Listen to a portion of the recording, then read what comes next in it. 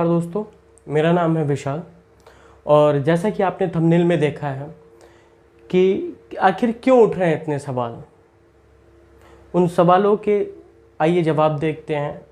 उन सवालों के कोड देखते हैं कि क्यों उठ रहे हैं इतने सवाल और वो सवाल कौन से हैं और उठने भी चाहिए।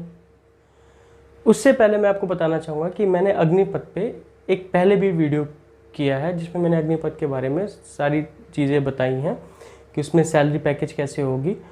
प्लीज़ आप उस वीडियो को जाके ज़रूर देखें। अब आते हैं सवालों पे।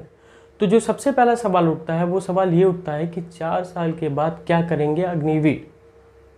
बिल्कुल, जो भी सैनिक होंगे जब वो 4 साल के बाद जॉब से निकलते हैं, जब उन्हें गवर्नमेंट जॉब से निकाल देगी 75% को, उसके बाद उन्हें वो क्या करेंगे।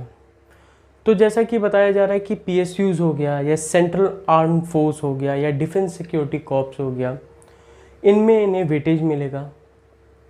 इवन हरियाणा गवर्नमेंट ने एक नोटिफिकेशन जारी की थी जिसमें उन्होंने ये बताया था कि जो भी हरियाणा में गवर्नमेंट जॉब्स होंगी उनमें इन्हें प्रायोरिटी पहले मिलेगी, पुलिस की भर्ती में प्रायोरिटी इन्हें मिलेगी। और लास्ट एक सबसे बड़ा जो चीज़ कोट किया जा रहा है वो ये किया जा रहा है कि 12 लाख रुपए की सेविंग होगी, जिससे ये इन फ्यूचर बिजनेस भी कर सकते हैं या कहीं जहाँ पे ये अपने हिसाब से जो भी इन्हें ठीक लगे वहाँ पे ये एक्सपेंड कर सकते हैं। अब एक सवाल ये आता है कि जब तक ये फ़ौज में रहेंगे, क्या अगर इन्हें कोई अग्निवीर का कोई शहादत होता है, भगवान ना करे, या कोई डिसेबिलिटी होती है तो इन्हें क्या फैसिलिटी मिलती है। तो यूजुअली क्या होता था कि अगर कोई वीरगति को प्राप्त हो जाता था तो उनकी पूरी फैमिली का टेक केयर होता था, कि पूरी फैमिली का ध्यान रखा जाता था, पेंशन्स मिलते थे। वो चीज़ें नहीं मिलेंगी। उसके अलावा जो फ़ौज को एक सुविधाएं मिलती हैं, जब तक ये 4 साल फ़ौज में होंगे इन्हें वो सारी सुविधाएं मिलेंगी। क्या अग्निवीर को कोई स्किल ट्रेनिंग सर्टिफिकेट मिलेगी? बिल्कुल मिलेगा। जब 4 साल इनका कंप्लीट हो जाएगा तो इन्हें एक स्किल सर्टिफिकेट मिलेगा। उस सर्टिफिकेट का बेनिफिट क्या है?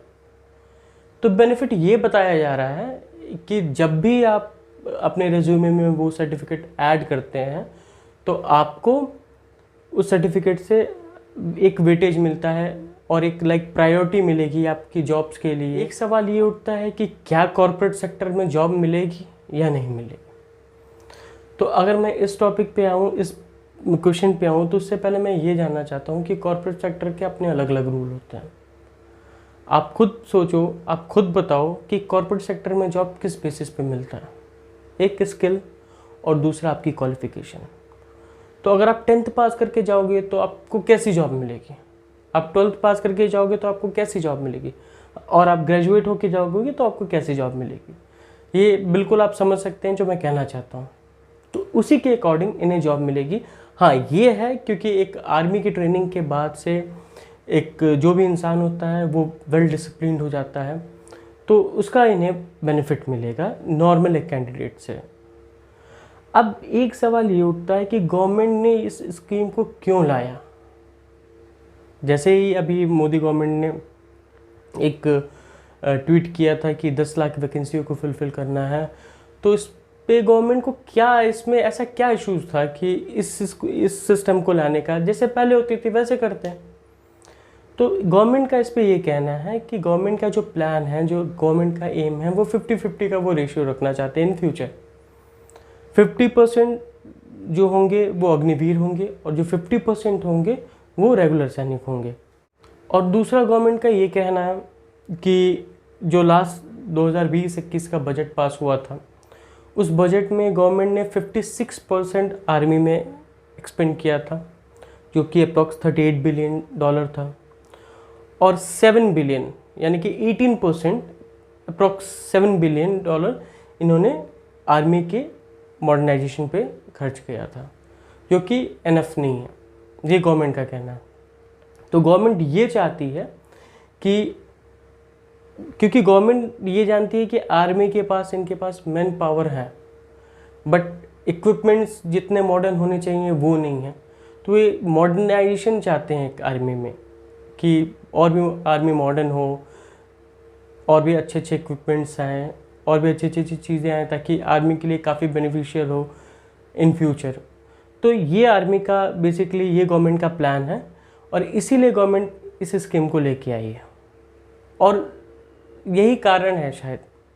लेकिन जैसा कि आपको मैं बताना चाहूँगा कि अभी तक जॉब्स की जो रिक्वायरमेंट है वो फुलफ़िल नहीं हुई है। इसमें एक चीज़ और भी कहा जा सकता है कि कहीं ऐसा तो नहीं है कि इसमें देश में हमारे इतनी बेरोज़गारी है, इसका कोई मिसयूज़ किया जा रहा है। ये भी हो सकता है। मैं इस पे आपकी राय जानना चाहूँगा। आप कमेंट सेक्शन में अपनी फीडबैक ज़रूर दें, अपनी राय ज़रूर दें और वीडियो देखने के लिए आपका धन्यवाद।